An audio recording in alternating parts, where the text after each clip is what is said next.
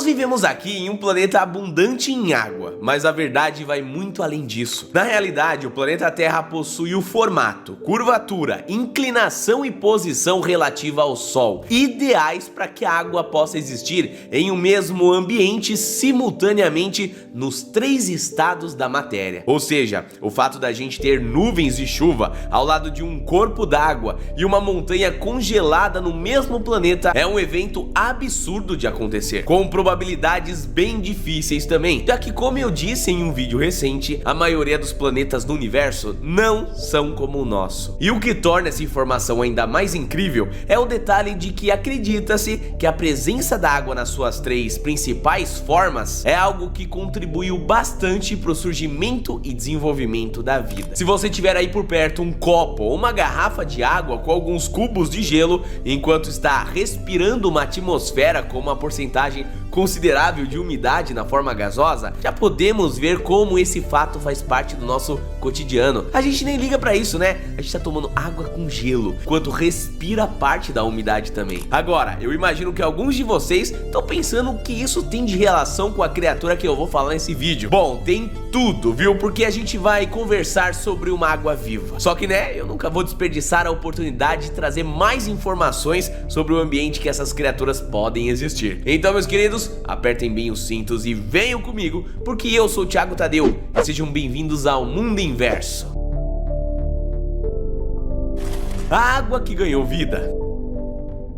Bom, acontece que quando falamos de águas vivas, temos que considerar que são várias espécies diferentes que formam esse grupo de seres. Porém, todos compartilham semelhanças entre si. Para começar, o seu nome é bem antigo, já que essa é uma das espécies que mais se tornou adapta a viver nos oceanos, existindo pelo mundo inteirinho, desde águas rasas até mesmo nas profundezas mais distantes. Logo, por muito tempo, elas foram chamadas de medusas. Porém, no Brasil, seu nome mais popular é água-viva, o que encaixa muito bem nas espécies transparentes, né, que dão a impressão mesmo de ser uma bolha de água que ganhou vida. No entanto, elas são criaturas que podem vir com diversas cores, até mesmo fluorescentes. No inglês, elas são chamadas de jellyfish, que seria algo diretamente traduzido ali para peixe geleia, que parece ser bem adaptado para esses animais, né? Não, principalmente quando eles estão ali na areia da praia. Porém, elas não são peixes. As águas vivas são na realidade parte do grupo Sepolium medusosa, que faz parte do filo Cnidaria. Elas são animais que nadam livremente utilizando seus tentáculos, que são conectados à estrutura que lembra a cabeça de cogumelos ali, ou até mesmo um guarda-chuvas, né? Só que esse é somente um dos estágios da sua vida. As medusas são criaturas que possuem um ciclo de vida bem complexo e também são equipadas com ferrões que conseguem injetar um veneno extremamente doloroso, em alguns casos até mesmo fatal. A evidência mais antiga de um ancestral dessa espécie data de 500 milhões de anos. Porém, alguns pesquisadores acreditam que elas podem já estar presentes no planeta há mais de 700 milhões de anos. A criatura mais perigosa do mundo.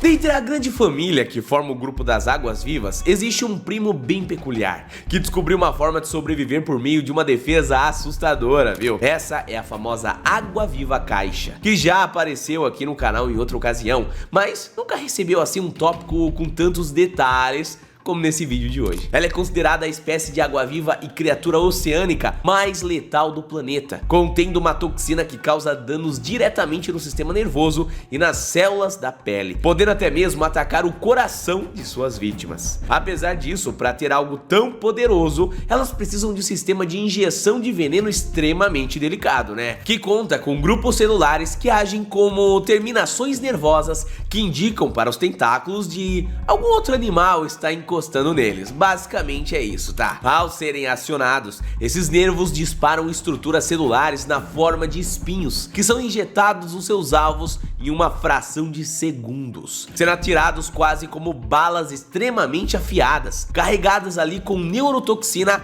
mais forte do mundo. Quando estão caçando as suas presas, ou se defendendo de outros animais marinhos, nada pode combater esses animais, uma vez que apenas algumas ferroadas já são suficientes para paralisar e acabar com a vida da grande maioria das espécies dos oceanos. Ah, e não vai pensando que a gente, por ser grande, consegue escapar desse animal, viu? Já que ele atua naquela de injetar uma quantidade absurda de veneno por ferroada. Assim, há relatos sim de seres humanos que estavam nadando ali na praia de boa quando foram atingidos por uma dessas águas-vivas e simplesmente tiveram uma parada cardíaca antes mesmo de conseguir chegar na beira da praia. Isso, claro, por conta do tamanho da dor que eles sentiram. Pensando assim, meus queridos, a nossa espécie foi selecionada por 1,5 milhão de anos por um processo evolutivo que fez o nosso sistema nervoso ser a principal via de comunicação entre o nosso cérebro e o universo entre nós, né? Tudo que fazemos, pensamos e sentimos passa pelo nosso sistema nervoso,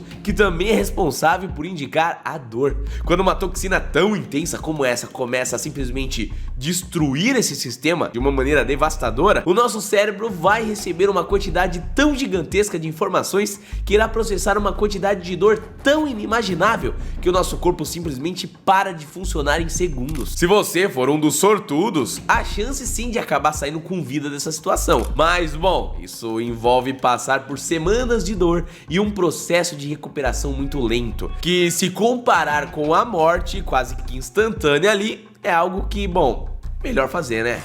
A fragilidade compensatória.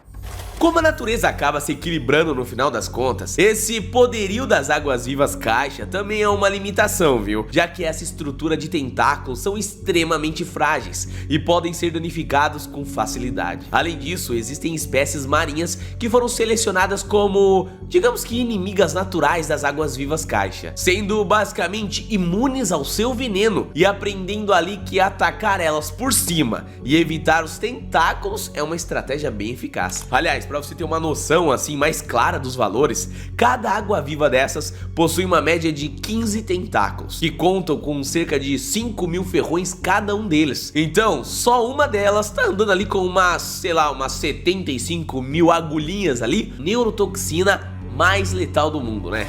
Água-viva high-tech. Ah, um detalhe curioso sobre essa espécie é que elas são consideradas avançadas até mesmo para a própria espécie, sendo uma água-viva high-tech. Um exemplo disso é a presença dos seus olhos, que são agrupados de 6 em 6, espalhados nos 4 cantos do seu corpo gelatinoso. Apesar da gente saber que elas possuem uma espécie de sistema nervoso central, até hoje a humanidade desconhece em detalhes a forma como essas águas-vivas processam as imagens que vêm do mundo, sendo ainda o estudo em aberto, né? Uma geleca que processa imagens, tem bastante olhos, aliás, tem veneno mortal, meu Deus. Derrotando a morte. Entretanto, mesmo sendo ali uma espécie incrível, as águas-vivas caixa não são a água-viva mais impressionante que vive nos oceanos do planeta Terra, viu? Entre os rankings das águas-vivas do mundo, as que mais chamam a atenção ali, certamente são aquelas que foram capazes de fazer o que, até então, parecia impossível: vencer a própria morte. Só que, bom, depois de ver como esse processo funciona, eu imagino que muitos de vocês vão perder o interesse nessa tal imortalidade que elas possuem, já que o conceito da vida de uma água-viva é muito diferente do nosso, tá bom? O ciclo de vida das águas-vivas.